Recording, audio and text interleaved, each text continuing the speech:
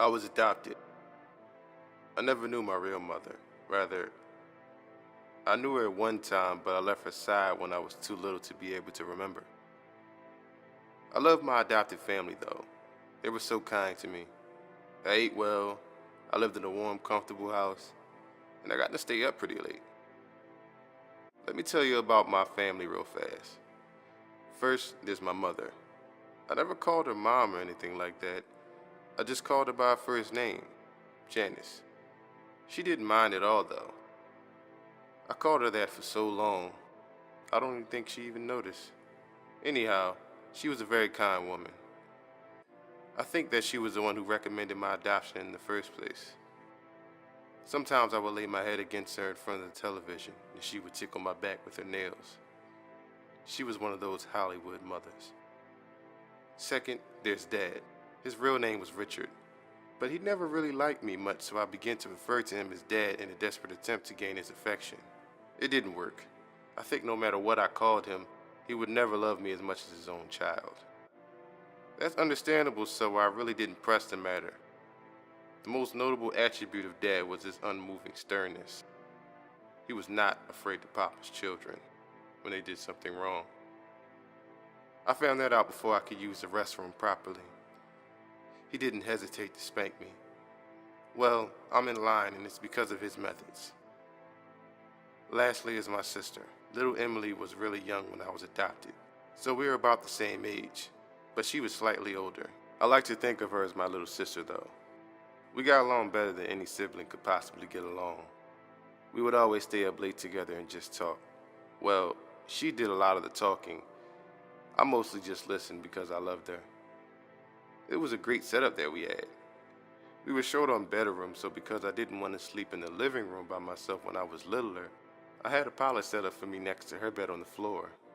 This is where I have slept since. But it was cool with me because I enjoyed being with her, and I always felt pretty protective over my little sis. Everything changed on a horrible Wednesday night. I was at home taking a nap when little Emily opened the front door.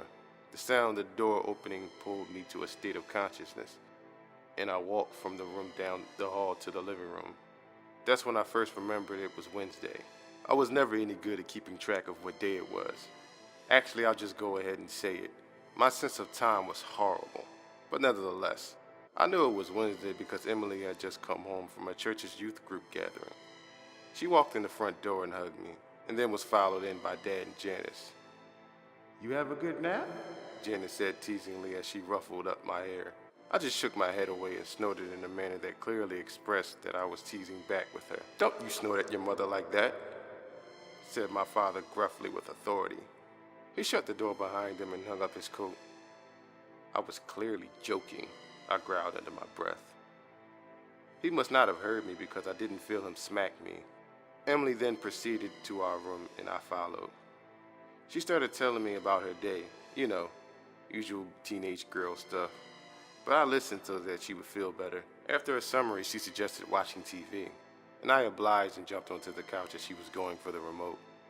She rolled her eyes at my little brother-like immaturity and scooted me over and sat down.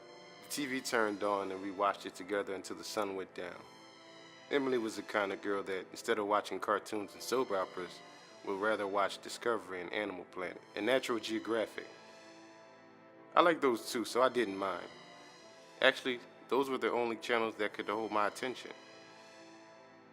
So it got late and Janice walked up behind the sofa. "Emily, it's past your bedtime.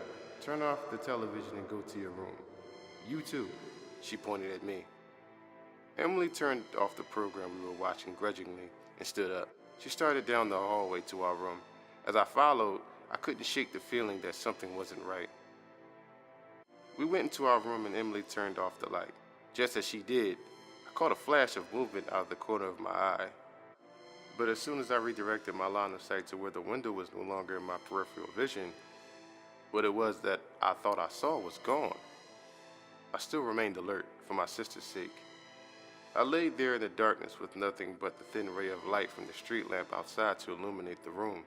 It wasn't much. Time and time again, I could have sworn that I heard subtle sounds just outside the window. A twig break, leaves crunching, clothes jostling, and all the while I could smell a faint stench of sweat and blood. I kept my eyes open most of the night. The sounds outside subsided, and the smell left my nose. I began to feel at ease, my eyelids closed. Not long after that, I heard a very loud crash on the other side of the house. I was up in an instant. "There's someone in the house!" I barked with extreme adrenaline coursing through me. "Wake up!" I shrilly pleaded with Emily. She did, and as soon as I saw her sit up, I ran to my parents' room. Dad was dead. His neck was splayed open, and gaping as blood spilled out of it, off the bed and onto the floor. I saw that the master's bathroom door was closed, and just before it, on the outside, was a man. A man, I don't feel comfortable calling it that. He was very large and rugged. He turned around and saw me, and that's when I saw him accurately for the first time. I won't forget it. His eyes were large and beady and trapped with lust. He was styling a beard that was badly unkempt, with blood dripping off.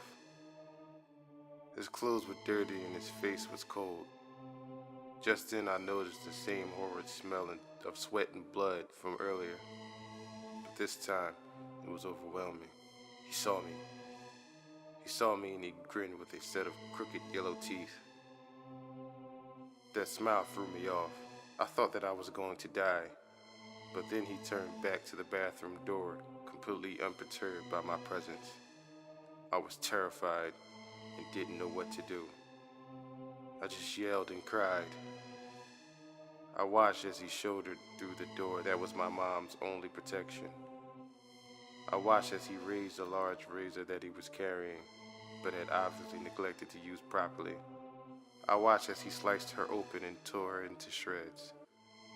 I then heard something, the last thing that I wanted to hear. It was Emily's scream coming from behind me. The large monstrosity looked up from my butchered mother and stared at my little sister. I was distraught. He stood up quickly and started walking towards us. My sis turned and ran, and I was at a loss when he bypassed me and went straight after her. Why was she still in the house? Had she not assessed the situation and run? Apparently not. And now she was dead and I was alone. I ran after them both.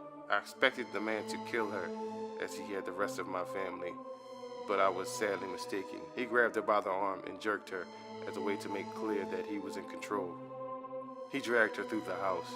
I was making all the noise I could now, hoping and praying that someone would come to my aid. He mustn't take her, not her. As he passed me, I backed against the wall and whimpered with terror. Why? He didn't respond except by putting his free hand on my head while Emily screamed in the other room and saying, "Good boy." He gave her another crooked grin and a very cold, unnatural laugh. I followed him to the door where he dragged my helpless sister after him. He opened it and pulled her out and slammed it shut behind him. I am now sitting in the house with my mutilated adopted parents, shivering and whimpering with dismay. He's out there with her, doing who knows what to her. I can't do anything. I would if I could, but I can't. I would chase after them in a heartbeat, but I can't. I sit here, looking at the front door. I look down at my paws. If only I could open doors.